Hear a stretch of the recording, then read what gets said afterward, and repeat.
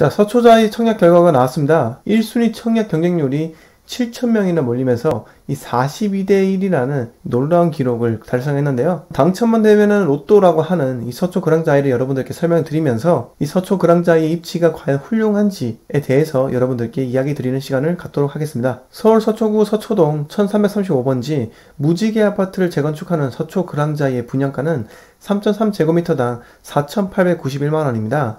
전체 1446가구 중 대부분 조합원 물량이기 때문에 일반 분양 매물은 174가구밖에 되지 않습니다. 일단 최소 면적인 전용 59제곱미터의 분양가가 11억에서 13억으로 책정이 되어 있어 중도금 집단담보대출은 되지 않습니다. 계약금만 20%가 필요한데요. 최소 2억 2천이 들어가게 되는 거죠. 그런데 왜 서초 그랑자이가 로또 분양이라고 불릴까요? 바로 길 하나 건너 2018년 1월 준공된 레미안 서초 STG 가격과 상당히 많이 차이 나기 때문이죠. 레미안 서초 STG 33평 가격은 2019년 5월 실거래가 기준으로 21억입니다. 단순 계산만 하더라도 서초 그랑자이 84제곱미터 분양가가 14억 정도이고 부대 비용 더해서 15억이라 친다 해도 6억이나 차이가 나게 되는 거죠. 물론 84B 타입 물량이 하나뿐이라서 당첨될 확률이 매우 낮지만은 반드시 실거주하고 싶다면은 현재 조합원 입주권도 매매가 가능하니 그쪽으로도 알아보시면 됩니다. 그런데 저는 남들이 다 아는 로또 분양 이야기를 오늘 하려고 하는 것이 아닙니다. 앞으로 서울에서 특히나 강남은 희소성의 가치가 매우 높기 때문에 리먼 쇼크처럼 금융위기가 오지 않는 이상 불패일 것이다 라고 생각을 하기 때문에 가치를 따지는 것이 저는 무의미하다 라고 생각을 합니다. 제 개인적으로 생각하는 건데 이 주거라는 재화는 사람에게 어떤 효용을 제공하느냐에 따라서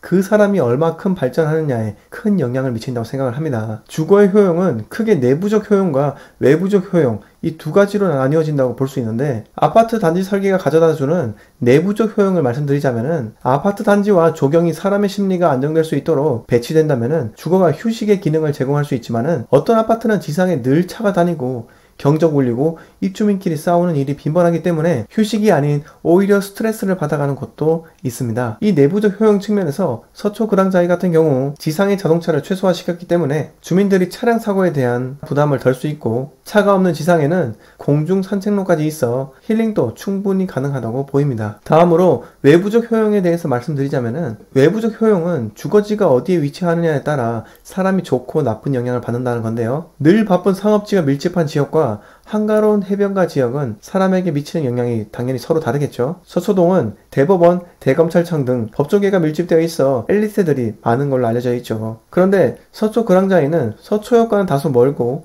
오히려 강남역과는 가깝습니다. 강남역에는 삼성전자 등 대기업과 외국계 기업들이 밀집되어 있기 때문에 저는 법조타운 영향보다는 비즈니스적 수혜가 좀 더 크다고 생각을 합니다. 그런데 서초 그랑자이 외부적 효용 중 마이너스가 되는 부분이 하나 있는데요. 예상은 하셨겠지만은 경부고속도로가 바로 옆에 붙어 있다는 겁니다. 경부간선도로라고도 불리는데요. 현재의 강남이 이 정도까지 발전할 수 있었던 이유는 강북과 한강 이남을 연결하는 이 경부고속도로였습니다. 하지만 현재 서초를 완전히 관통하기 때문에 서초 구민들이 지속적으로 경부간선도로의 지하화를 요구하고 있죠. 요즘 아파트 트렌드가 조경시설에 멋스러움을 준다는 것인데 저는 서초 그랑자이의 단지 배치도를 보자마자 분양가 대비해서 조경 설계가 좀 지나친 것 같은데 라는 생각을 했습니다. 온전히 제 주관적으로 느낀 점을 말씀드리자면 서초 그랑자이가 경부고속도로라는 악조건을 상쇄하기 위해 단지 내 조경 배치를 상당히 신경 쓴 것이지 않을까 이렇게 받아들여지더라고요. 이 경부간선도로와 서초 그랑자이 사이에